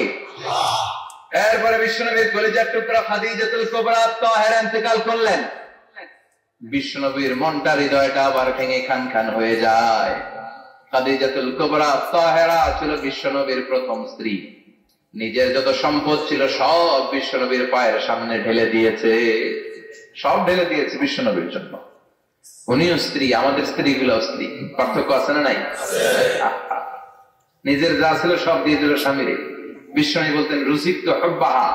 খাদিজাতুল কুবরার ভালোবাসা মুসহিহ মুসলিমের বর্ণনা, আল্লাহ আমার হৃদয়ের ভিতরে রিজিক হিসেবে দিয়েছে। দোয়া করলে আল্লাহর কাছে বলছেন, আল্লাহ কিয়ামতের কঠিন দিন, যেদিন বন্ধু বন্ধুরে চিনবে না, ভাই ভাইরে চিনবে না, পীর সাহেব মুরিদরে চিনবে না, মুরিদ পীর সাহেবরে চিনবে না, দলের নেতা কর্মীরে চিনবে না, কর্মী দলের নেতারে চিনবে না, ওই কঠিন বিপদের দিনে আমি আমার খাদিজারে যেন ভুলে না যাই। একটা মহিলাকে রব্বুল আলামিন আরশের উপর থেকে সালাম জানিয়েছেন, মহিলাটার নাম হলো খাদিজা। ইসলামের সর্বপ্রথম কালিমা পড়ে যে নারীটা মুসলমান হয়েছেন তিনি হচ্ছেন খাদিজাতুল কুবরা তাহেরা। এই খাদিজাতুল কুবরা তাহেরা ইন্তেকাল করলেন। বিশ্বনবীর হৃদয়টা ভেঙে খান খান হয়ে যায়, হৃদয়টা ভেঙে যায়। এরপর চাচা আবু তালেব তিনিও ইন্তেকাল করলেন। বিশ্বনবীর হৃদয়টা, মনটা বিষণ্ণ হয়ে যায়, চিন্তায় পেরেশান হয়ে যায়। ডানে বায়ে তাকিয়ে দেখে বিশ্বনবীর সাহায্য করার কেউ নাই, সব দিকে খালি শত্রু, সব দিকে বিশ্বনবীর দুশ্মন।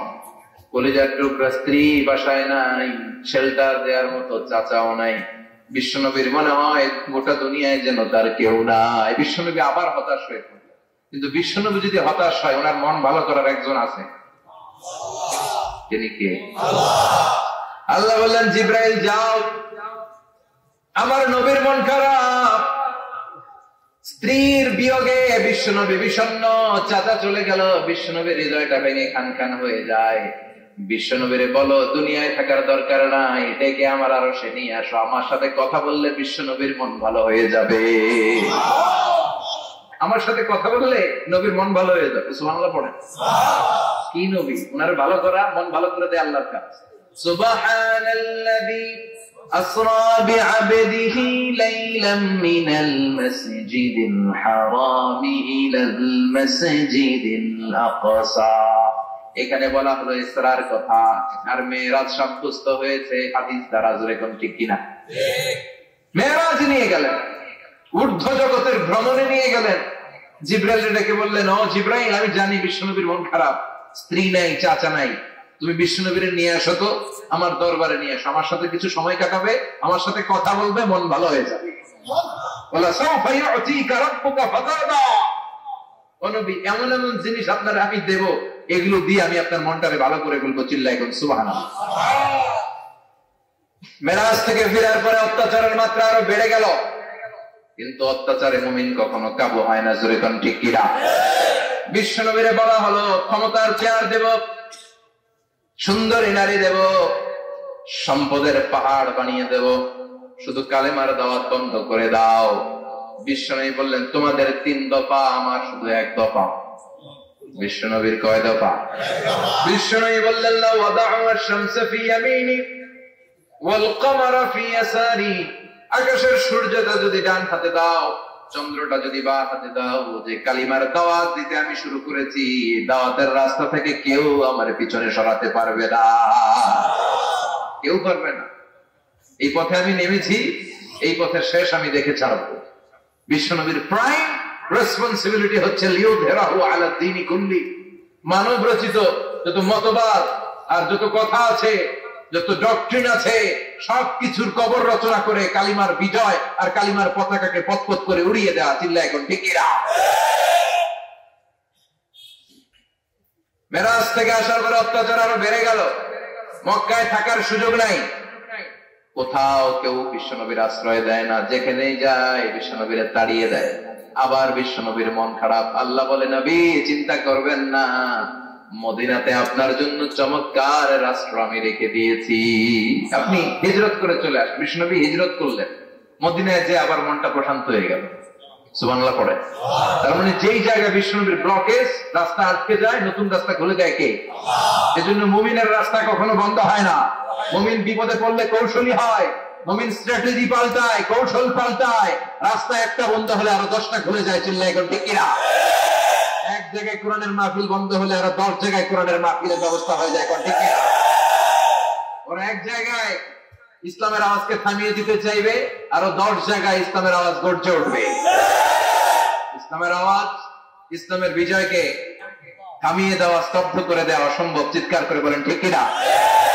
ওরা ইসলামকে মাটির ভেতরে পুঁতে ফেলতে চায়, কিন্তু এটা চারা গাছের মতো, পুঁতে ফেললে গাছ হয়ে উপরে ওঠে, গাছ হয়ে উপরে ওঠে, এটা থামিয়ে দেওয়া যায় না। যারা এটার পিছু লাগে, যারা এটার ক্ষতি করতে চায়, ওদের ক্ষতি আল্লাহ করে। চিল্লায় বলেন ঠিক কিনা? ফাজআল কাইদাহু ফি নাহরিহি। আল্লাহুম্মা মান আরাদা বিল ইসলামি ওয়াল মুসলিমিনা খায়রান ফাওয়াফিকহু কুল্লা খায়র। চিল্লায় পড়েন আমিন। আল্লাহুম্মা মান আরাদা বিল ইসলামি ওয়াল মুসলিমিনা সুআন ফাজআল কাইদাহু ফি নাহরিহি ওয়াজআল তাদবীরাহু তাদবীরা। ইসলামের বিরুদ্ধে যারা ষড়যন্ত্র করে, ওদের ষড়যন্ত্র ওদের ঘাড়ের উপর আপনি চাপিয়ে দেন।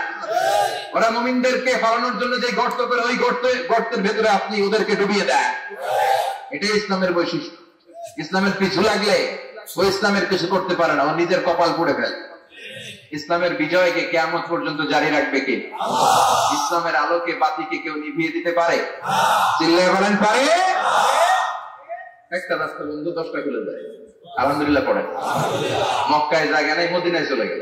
মদিনার লোকেরা গাইতে শুরু করলো, তালাআল বাদরু আলাইনা মিন সানিয়াতিল ওয়াদা ওয়াজাবা আশ-শুকরু আলাইনা মাদাআ লিল্লাহি দা আইয়ুহাল মাবউসু ফীনা جئت من أمر المطاع جئت شرفت المدينة مرحبا يا خير دار। পড়েন আল্লাহু আকবার।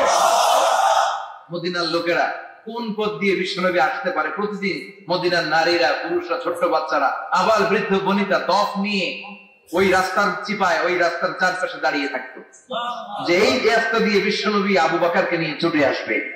তার মানে মক্কার এক রাস্তা বন্ধ করে দিয়ে বিশ্বনবীর জন্য হাজার রাস্তা খুলে দেওয়ার ব্যবস্থা করেছে কে?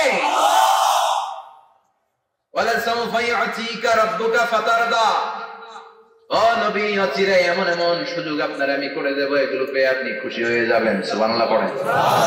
মদিনায় আসলেন, আসার পরেই আল্লাহ তাআলা কিবলা পরিবর্তন করে দিলেন। এতদিন বিশ্বনবী কাবার দিকে নামাজ পড়তেন, এখন বাইতুল মুকাদ্দাসের দিকে নামাজ পড়ার জন্য অর্ডার করলেন। বিশ্বনবী কি আর করবেন, অর্ডারটা কার?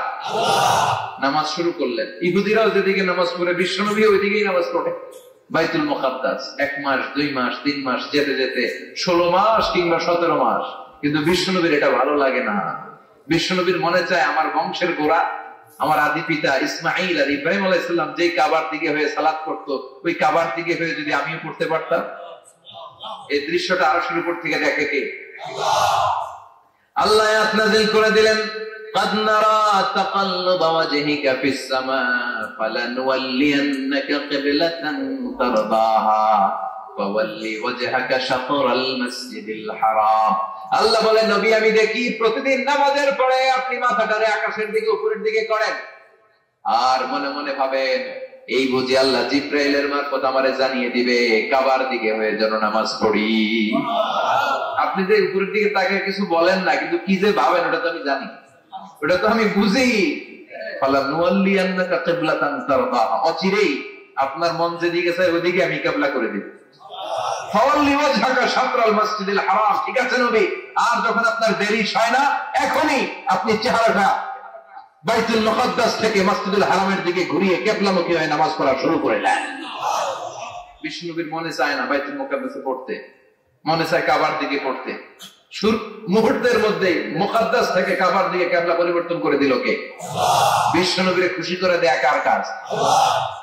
ওয়ালা সাউফা ইয়াতিকা রাব্বুকা, অচিরেই এমন এমন জিনিস নবী আপনার আমি দিব, আপনি খুশি হয়ে যাবেন, আপনার হতাশা থাকবে না। কিন্তু নবীর হতাশাও কাটে না, মদিনায় বসে আবার হতাশ, আবার কাঁদে, আর বলে আল্লাহ আমার আগের উম্মতদেরকে কাউকে হায়াত দিয়েছো 2000 বছর, কাউরে দিয়েছো 3000 বছর, যারা কম পাইছে তারাও পাইছে 1000 বছর, ঠিক কিনা? যারা হায়াত পেয়েছে বেশি, তারা ইবাদত করার সুযোগ পেয়েছেও বেশি।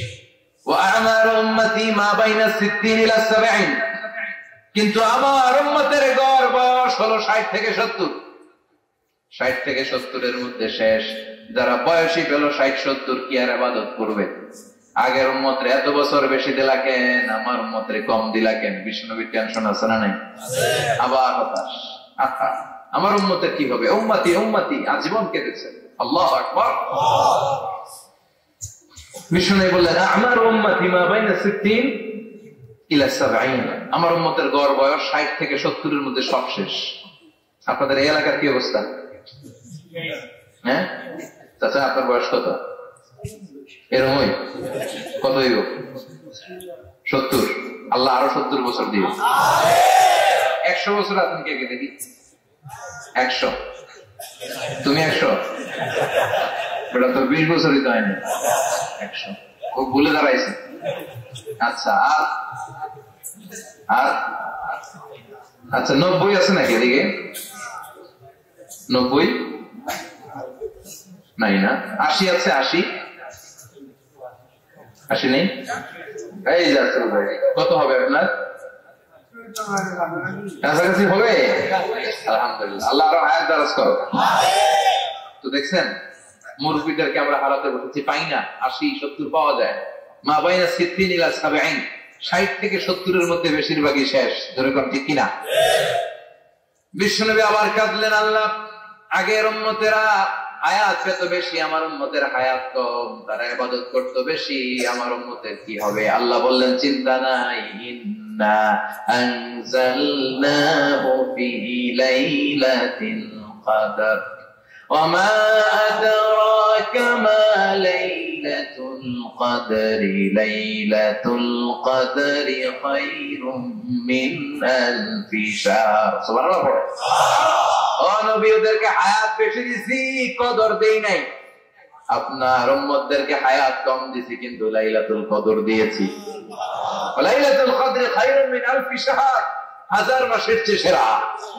আপনার উম্মতেরা বয়স কম পেয়েছে ঠিক, কিন্তু কদরের রাতে এক রাত ইবাদত করলে 1000 রাতের ইবাদতের যে সওয়াব, তার চেয়ে বেশি সওয়াব হয়ে যাবে। আবার নবী খুশি হয়ে গেলেন। সুবহানাল্লাহ কইবেন না? যেখানে নবীর মন খারাপ, নবীর মন ভালো করে দেয় কে? এরপর একটার পর একটা বিজয় বিশ্বনবীকে দিল কে? বদরের বিজয় দান করলো কে? আমাদেরকে বিজয় দেয় কে? বদরের বিজয়, উহুদের বিজয়, মক্কা বিজয়। সুবহানাল্লাহ পড়ে। মক্কা বিজয় হওয়ার পরে বিশ্বনবী গণধর্ষণ করছে নাকি? গণহত্যা, জেনোসাইড, হ্যাঁ, বাড়ি ঘর মক্কার সবার জ্বালাই দিয়েছিল আগুন দিয়া। কি করছিলেন? ক্ষমা। বড় বড় যারা অপরাধী, এরকম কয়েকজন অপরাধীকে তিনি হত্যা করার নির্দেশ দিয়েছেন। যারা বড় অপরাধী, এদের ক্ষমা নাই, আল্লাহর কাছ থেকেও ক্ষমা নাই। চিল্লায় এখন ঠিক কিনা? বাকি সবাইকে বললেন লা তাসরিবা আলাইকুমুল ইয়াউম ইযহাবু আনতুমুত তুলাকা, কোনো আক্রোশ নাই, যাও মিয়া, সব মাফ করে দিলাম।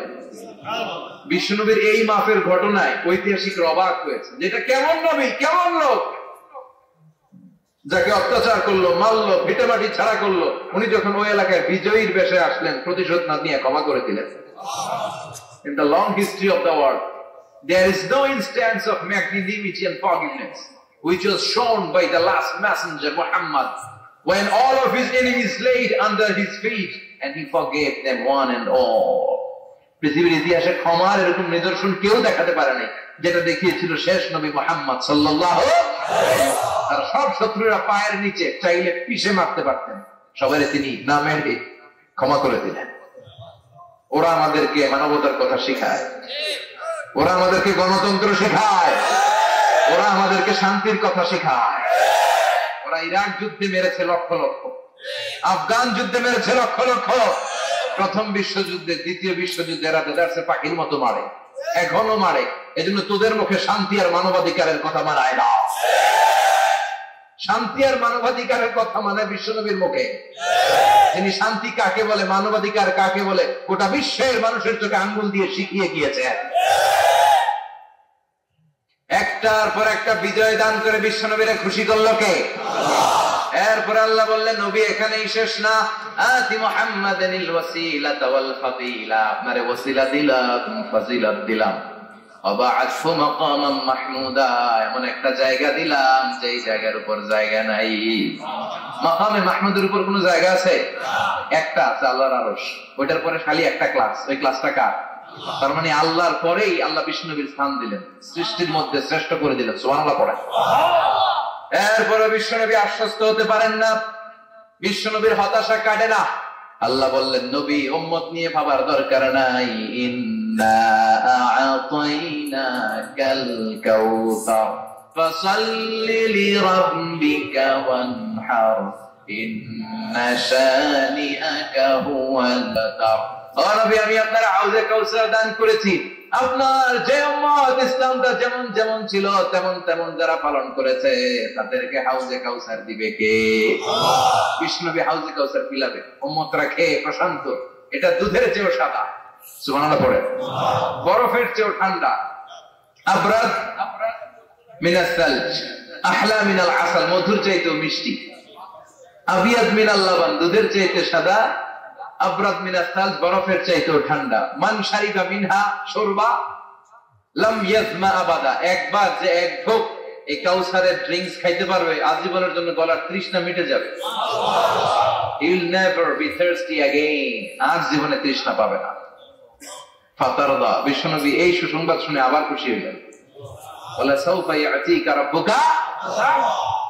এবার হাসরের ময়দানে বিশ্বনবীর কান্না দেখে কে? ওইখানে আবার চিন্তিত, আমাদের জন্য, আমার জন্য, আপনার জন্য, আমাদের জন্য নবী কাঁদবেন। বিশ্বনবী সিজদায় পড়ে কাঁদবেন।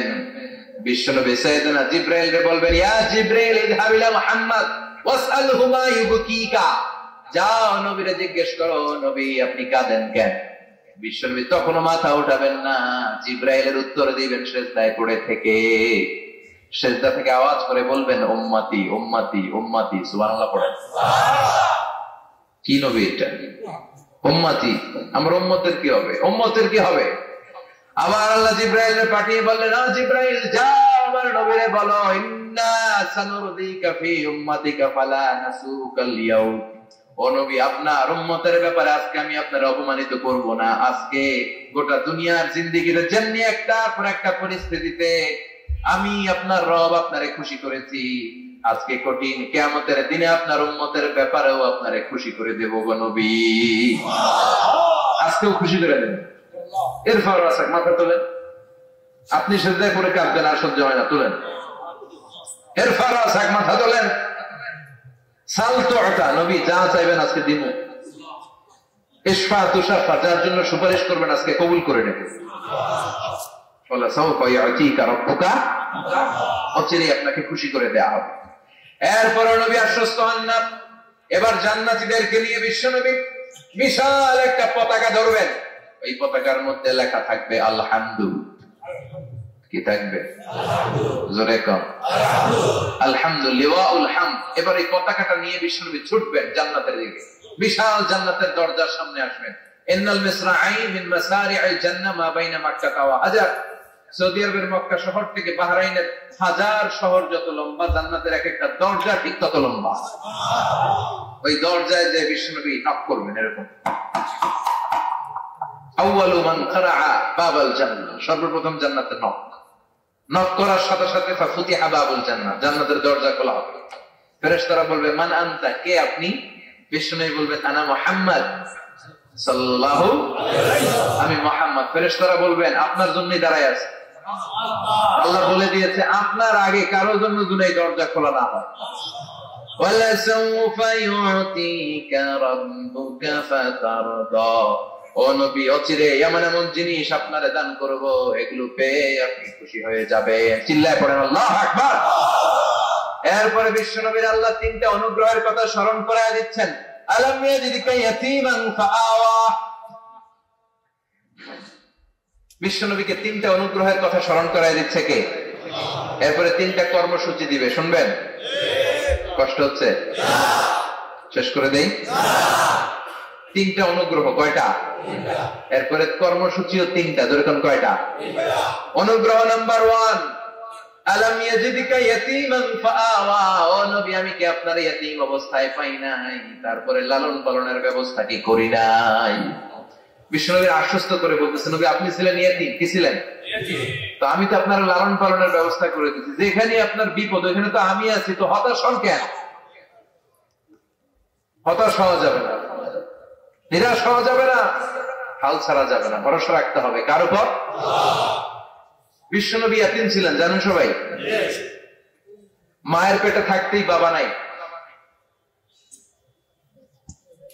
6 বছর বয়সে মা নাই, দাদার কাছে মানুষ হলেন। 8 বছর বয়সে দাদাও নাই, চাচার কাছে মানুষ হলেন। তার মানে ইয়াতীম ছিলেন, ঠিক কিনা? আপনি ইয়াতীম ছিলেন, আমি আপনার আশ্রয় দিয়েছি। এরপর আল্লাহ 2 নম্বর অনুগ্রহের কথা বললেন, ওয়া ওয়াজাদাকা দাল্লান ফাহাদা, ও নবী আপনাকে আমি পথহারা পথিকের মতো ঘুরতে দেখেছি, তারপরে সঠিক পথ দেখিয়ে দিয়েছি। ওয়াজাদাকা দাল্লান, আমি আপনাকে গোমরা অবস্থায় পেয়েছি, এরকম বলা যাবে? বিশ্বনবী কি 40 বছর বয়সের আগে গোমরা ছিলেন? না, he was searching the right path and Allah guided him to the truth way, to the correct way. উনি পথ খুঁজছিলেন। আমি যাব দেবিদ্বার, কি রে পথ এইটা না ওইটা? আল্লাহকে ওইটা না এটা দিয়ে যাও, ওইটা দিয়ে যাও না এটা দিয়ে যাও, সুবহানাল্লাহ পড়ে। পথ খুঁজছিলেন, এইটা যাব না ওইটাই, কোনটা আমার পথ, এইটা না ওইটা? ফাহাদা, আল্লাহ বললেন এইটা না ওইটাই চলো, সুবহানাল্লাহ পড়েন। আমাদেরকে পথ দেখায় কে? আমি যদি কোনদিন পথ ভুলে যাই, হাতছানি দিয়ে কাছে নিও, মমতার বন্ধনে আমায় বেঁধে সফল ক্ষমা করে দিও। পড়েন আমিন। আমরা পথ হারালে পথ দেখায় কে? আবার তাফসীরে এসেছে আপনি হারিয়ে গিয়েছিলেন, আমি আপনাকে ফিরিয়ে দিয়েছি। পাহাড়ি কোন একটা রাস্তায় বিশ্বনবী ছোটবেলা হারিয়ে গিয়েছিলেন। আল্লাহ তাআলা বিশ্বনবীকে আবার চাচার কোলে ফিরিয়ে দিলেন। এই বর্ণনাটা দুর্বল। সঠিক মত হচ্ছে বিশ্বনবী পথ খুঁজছিলেন, সঠিক পথ। আল্লাহ বিশ্বনবীকে সঠিক পথ দেখালেন। সুবহানাল্লাহ পড়েন। 3 নম্বর অনুগ্রহ, ওয়াজাদাকা আইলান ফাআগনা। আপনি ছিলেন নিঃস্ব, টাকা পয়সা ছিল না। তাফসিরে এসেছে ফাআগনা বিখাদিজা, খাদিজার মাধ্যমে আমি আপনারে ধনী বানায়া দিছি। বিশ্বনবীর কিন্তু টাকা পয়সা ছিল না, জানেন? ছাগল চড়াতেন, কাউবয়। মা মিন নাবিয়্যিন ইল্লা রাআল গানাম, ছাগল চড়াতেন। এরপরে খাদিজাতুল কুবরা স্টাফ হিসেবে, কর্মচারী হিসেবে ক্যারিয়ার শুরু করলেন। এরপর বিজনেস ম্যাগনেট হিসেবে শুরু করলেন। খাদিজাতুল কুবরার সাথে যখন বিয়ে হয়ে গেল, খাদিজাতুল কুবরা তাহের ওনার সব সম্পদের মালিক বিশ্বনবীরে বানায় দিলেন। আল্লাহ বলেন, তোমার তো কিছু ছিল না নবী, খাদিজার মাধ্যমে বিয়ে পড়িয়ে দিয়ে আমি তোমারে ধনী বানিয়ে দিলাম। 3টা অনুগ্রহের কথা স্মরণ করালো কে? 3টা অনুগ্রহের কথা স্মরণ করিয়ে দিয়ে এবার বিশ্বনবীর 3টা ওয়ার্ক প্ল্যান দিবেন। কয়টা ওয়ার্ক প্ল্যান? কয়টা কর্মসূচি? শুনবেন। নাম্বার 1, আল্লাহ বললেন ফাআম্মাল ইয়াতীমা ফালা তাকহার। ও নবী, প্রথম কর্মসূচি, খবরদার এতিমের সাথে কবু খারাপ আচরণ করবেন না। কারণ আপনি নিজেই এতিম ছিলেন। নিজে কি ছিলেন? কথা কন। এতিম এলাকা আসেনি? এতিমরা সমাজের সবচেয়ে সুবিধা বঞ্চিত মানুষ। এতিমের সাথে খারাপ আচরণ করবেন না। বিশ্বনবী বলতেন, এদিকে তাকান, আঙ্গুলের দিকে তাকাইছেন? আনা ওয়া কাফিলুল ইয়াতীমি হাকাদা ফিল জান্নাহ। আমি এবং এতিমের রক্ষণাবেক্ষণকারী, লালন পালনকারী একসাথে এভাবে জান্নাতে থাকব। এতিমের পালনকারী আমার প্রতিবেশী হবে। আর লালন পালন করবো তো দূরের কথা, এতিমের মাল খাইয়া শেষ। আসলে নাই? ইন্নাল্লাযীনা ইয়াকুলুনা আমওয়ালাল ইয়াতামা যুলমান ইন্নামা ইয়াকুলুনা ফি বুতুনিহিম নারা ওয়া সায়াসলাউনা সাঈরা। তুই এতিমের মাল খাস, তুই এতিমের সম্পদ খাস নাই, তুই জাহান্নামের আগুন পেটে ঢুকিয়েছিস। এতিমের সম্পদকে সে রক্ষণাবেক্ষণ করে দিয়ে এতিমের একটা ব্যবস্থা করে দিবে, ওইটা না। এতিমের সম্পদ মাইরা খায়া ফেলায়। তুমি এতিমের সম্পদ খাও নাই, তুমি জাহান্নামের আগুন পেটে ঢুকিয়েছ। এতিমকে ভালোবাসবেন। এতিমরে ভালোবাসা মানে নবীরে ভালোবাসা। কারণ আমার নবী এতিম ছিল, ঠিক কিনা? এতিমের মাথায় হাত বুলিয়ে দিবেন। আল মাসহু, খেয়াল করেন, আল মাসহু আলা রাসিল ইয়াতীম ইউসিলু কাসওয়াতাল কলব। এতিমের মাথায় হাত বুলিয়ে দিলে হৃদয়ের কাঠিন্যতা দূর করে দেয় কে? এক সাহাবী এসে বললেন, ইয়া রাসূলুল্লাহ, জা রাজুলুন ইলা রাসূলিল্লাহ ওয়া ইয়াশতাকি কাসওয়াতাল কলব। এক লোক এসে বলে, নবী, আমার হৃদয়টা বড্ড শক্ত, হৃদয় নরম হয় না। এমন কিছু আমারে শিখিয়ে দেন যাতে হৃদয়টা নরম হয়ে যায়। বিষ্ণু বললেন, তোমারে 3টা কাজ করতে বলবো। 1, ইরহামিল ইয়াতীম, এতিমের প্রতি রহমদিল হও। 2, আমসাহ আলা রাসি, এতিমের মাথায় হাত বুলিয়ে দাও। 3, আতইম তুআমাকা মাআহু, তোমার খাবার তার সাথে শেয়ার করো। ইয়ালিনু কলবুক, তোমার হৃদয়টা নরম হয়ে যাবে। অনেকে আছে দোয়া করলে চোখ দিয়ে পানি বেরোয় না, আসলে নাই? কঠিন হৃদয়, হৃদয় নরম হয় না। এতিমের মাথায় হাত বুলিয়ে দিবেন, আপনার হৃদয়টারে নরম করে দিবে কে? যাদের ঘরে শান্তি নাই, জ্বালা যন্ত্রণা, একটু এতিমখানায় যাবেন, কিছু দান সদকা করবেন। ওরা খেতে পায় না, ওদেরকে খাবার দিয়ে আসবেন, একটা গরু দিয়ে আসবেন, একটা খাসি দিয়ে আসবেন, ওরা খাবে, আপনার জন্য দোয়া করবে। আর মাথায় একটু হাত বুলিয়ে দিয়েন। বিশ্বনবীর আল্লাহ বললেন, নবী, ফাআম্মাল ইয়াতীমা ফালা তাকহার, এতিমকে তুচ্ছ জ্ঞান করবেন না। আপনি নিজেও এতিম ছিলেন। ছোটবেলা বিকেলে খেলতে খেলতে সবার বাবা এসে ছেলেদেরকে নিয়ে যেত, আপনারা নেয়ার মতো কেউ ছিল না। আপনি ওদের দুঃখ বুঝবেন, এজন্য খবরদার